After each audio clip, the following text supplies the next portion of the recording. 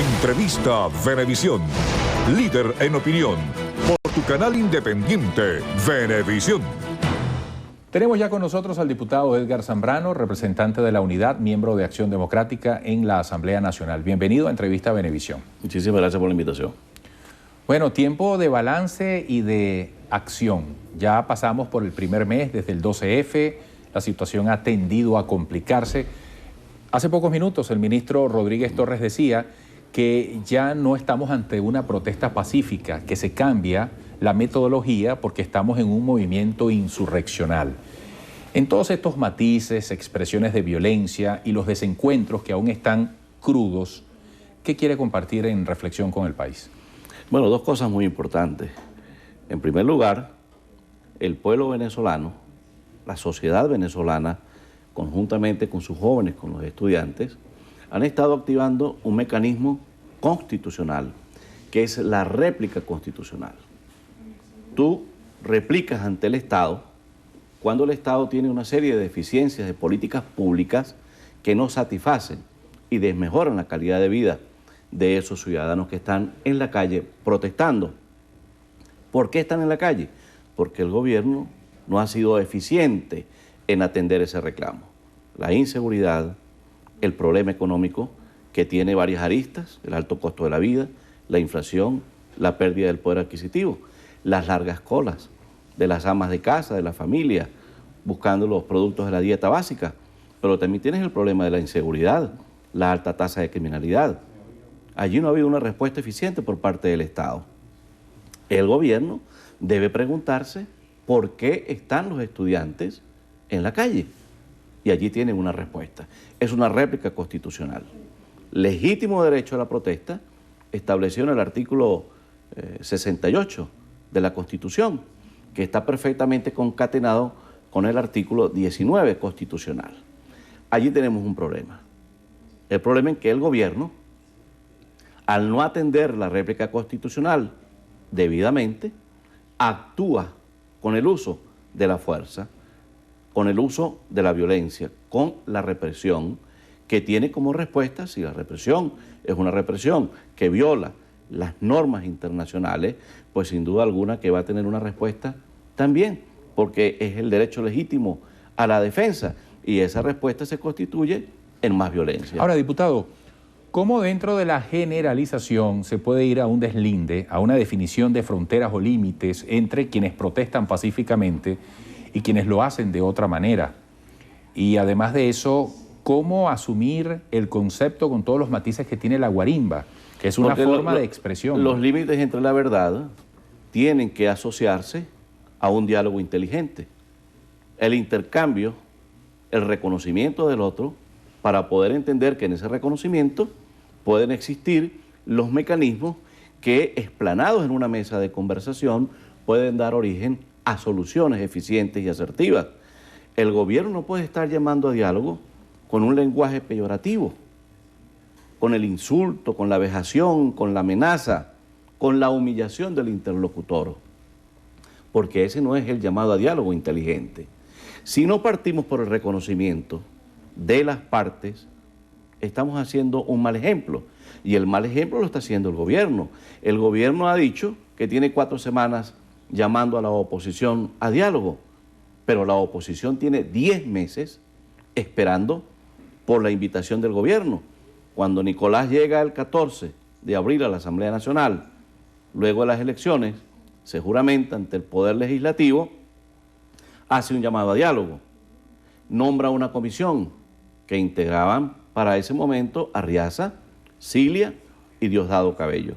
Bueno, 10 meses después del mes de abril, los partidos políticos en torno a la Mesa de la Unidad Democrática que aceptaron ir a ese diálogo, siguen esperando por la invitación del gobierno a dialogar y a confrontar la crítica constructiva y los problemas del país. Pero hoy no se está haciendo una invitación. Nicolás Maduro no están diciendo, los espero, vengan acá en Miraflores, donde quieran. Claro, pero tú no puedes llamar a diálogo insultando a Enrique Capriles.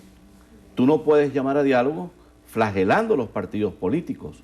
Tú no puedes llamar a diálogo sometiendo al escarnio público a tu interlocutor, porque no tiene ningún sentido. Imaginemos que de la oposición los jefes de los partidos políticos o el secretario ejecutivo de la mesa, Ramón Guillermo, en un lenguaje exacerbado, en un lenguaje de baja denominación, insulte al presidente. No hay lógica política, no hay racionalidad, se pierde la inteligencia, la forma y el modo de hacer política, y eso tenemos que recuperarlo. Y el principal responsable para recuperar el modo y la forma de hacer política es el propio gobierno. El planteamiento de la MUD, los 5 puntos, ¿qué viabilidad tienen? ¿Esos 5 puntos van al unísono? ¿Son necesariamente complementarios o se puede ir abordando uno a uno? ¿Qué plantea usted en la necesaria flexibilidad que requiere todo diálogo? Si existe voluntad política y democrática por parte de quienes estén conformando una mesa que por estado de necesidad tiene que constituirse en el país, los demás problemas van a fluir. Hay una base sobre 5 puntos que ha presentado la Mesa de la Unidad y esos 5 puntos están perfectamente desarrollados. Puntos fundamentales. 1, la liberación de los prisioneros y el regreso de los exiliados. ¿Hasta cuándo el gobierno va a pretender seguir exhibiendo a Simonovic como un trofeo político? A los policías de la metropolitana, ahora a Leopoldo, pero no puede olvidarse de los exiliados, de la persecución judicial contra los diputados principales y suplentes de la Asamblea Nacional. Por cierto, ayer consignamos ante la presidenta del Tribunal Supremo de Justicia un documento solicitando el respeto a la institución universal de la inmunidad parlamentaria. Pero luego tiene el punto de la materia económica, el respeto a la Constitución, el respeto a todos aquellos venezolanos y venezolanas que han sido electos en cargos de elección popular. La mesa está servida para que el gobierno aborde con la oposición la problemática que está viviendo el país. Nada está bien, el país no está bien.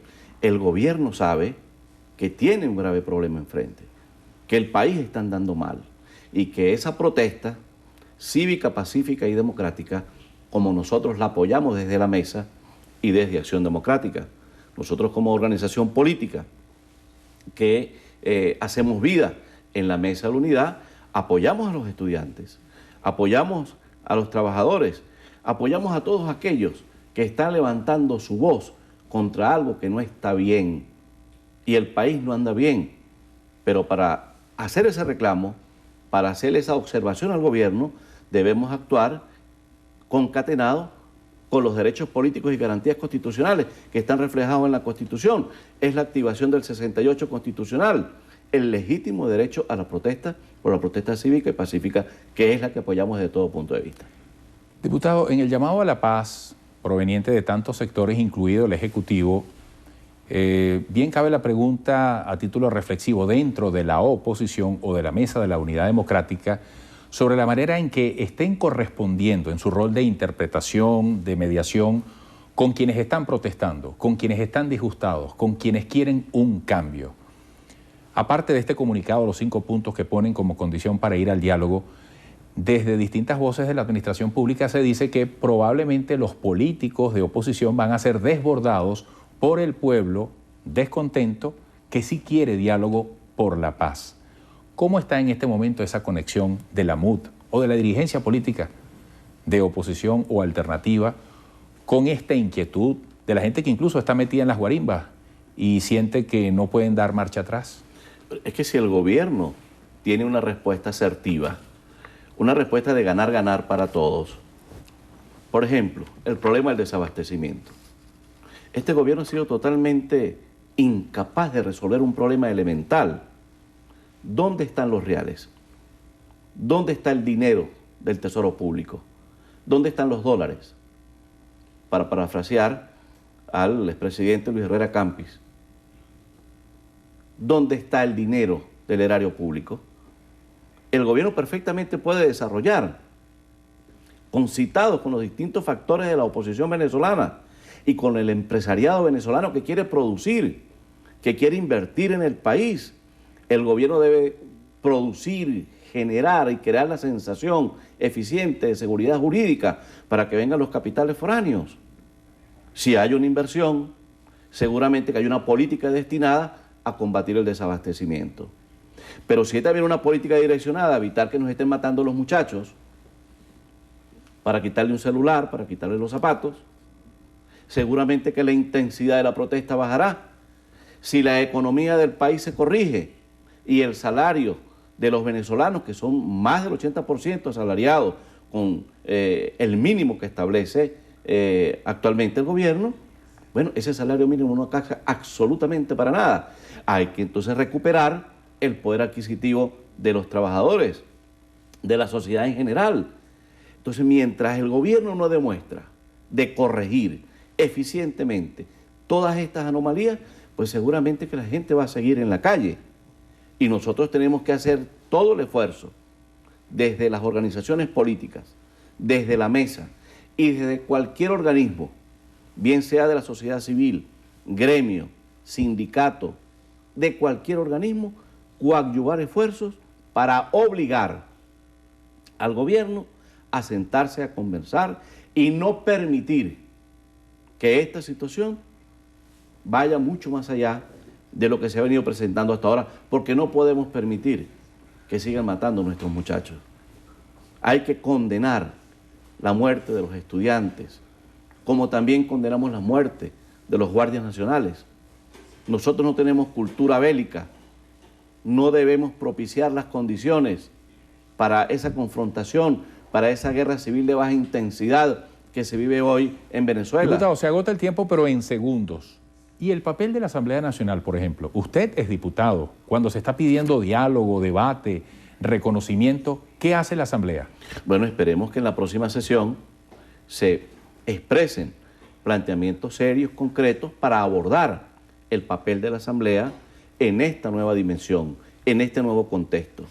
Porque se hace necesario que el Poder Legislativo, como caja de resonancia de la política del país, tenga la oportunidad con todos sus actores, porque es un cuerpo colegiado, los 100 parlamentarios que tiene el gobierno y los 60 y pico de parlamentarios que tiene la oposición, para crear los mecanismos, para direccionar las políticas que nos permitan establecer los canales de comunicación eficientes, serios, responsables, como lo ha pedido el Papa Francisco. Diálogo sincero. Nosotros abogamos por el diálogo sincero, por el diálogo de respeto entre esas dos Venezuelas que se han expresado electoralmente, con un país a dos manos. Diputado, gracias por esta visita. Éxitos. Muchísimas gracias. Edgar Zambrano, diputado integrante de Acción Democrática, también de la Mesa de la Unidad Democrática, diputado ante la Asamblea Nacional, que